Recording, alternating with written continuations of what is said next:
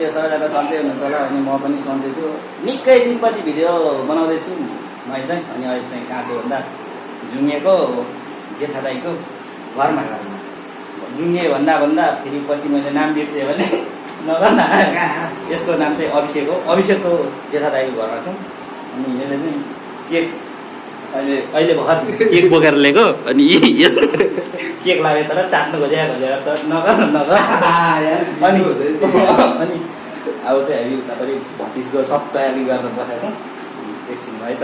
Birthday boy चाहिँ दुईजना पऱ्यो भने होला, एकजना मात्रै हो। यता हाम्रो भतिज मात्रै हो। बर्थडे पर्ने चाहिँ यता उतापट्टि भान्जाको चाहिँ होइन। अनि केक चाहिँ दुईवटा ल्याएको छ।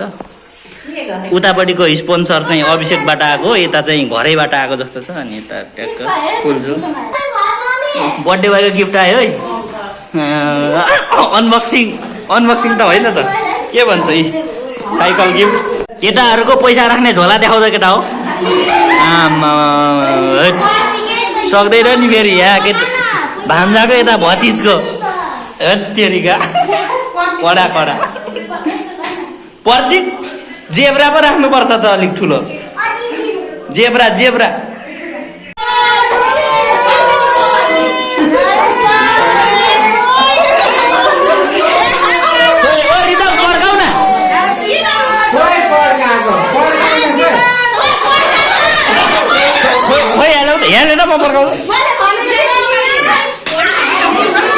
यहाँनिर म पर्खाउँछु।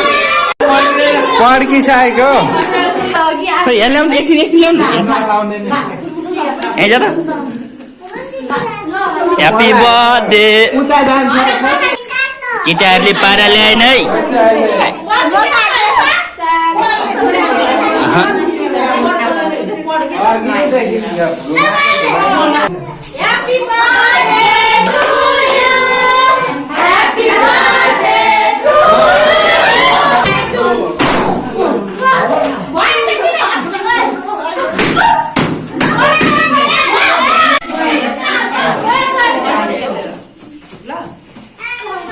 अरूले टिका लाउँदै पैसा दिँदैछ। हामी दुईजना चाहिँ क्रिस्चियन हो भन्दै बस्दै टिका नलाइदिने। ल यताबाट पक्रि अर्को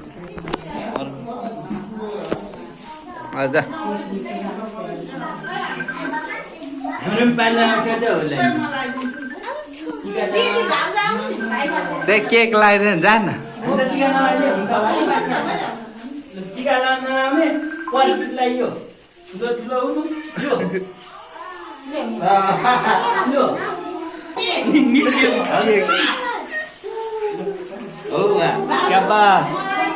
शाबाश आइज जुङ्गे। तेरो भाग मेरो भाग।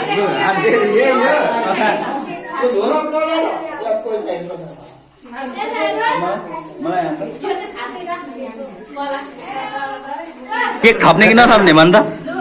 थप्छ कि थप्दैन? सर म केही पनि यो विषयमा चाहिँ उहाँहरूलाई सोध्नु होला। ए नमार भन्नुहोस् तपाईँलाई के कति भएर कम्ती भएर केक दुईटा केक ल्याएर पनि यति पर्यो।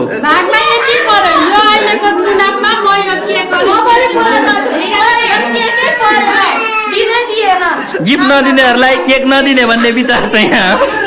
धारणा भनेकै जसले दियो त्यसले खानु पायो। त्यही होइन त कुरा। खानु भनेपछि त है कति गरे है कति नि बाटो देखाइ मात्र देख्दिन नि।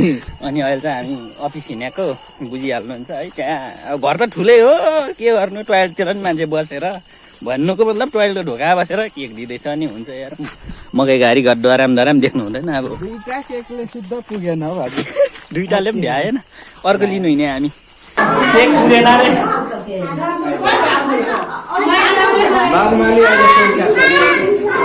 नर्मल्ली के गरे छोड यता आइज निकाल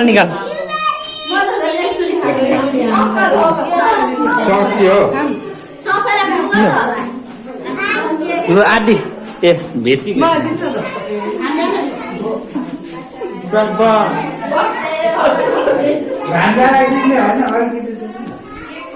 जुङ्गे ओइ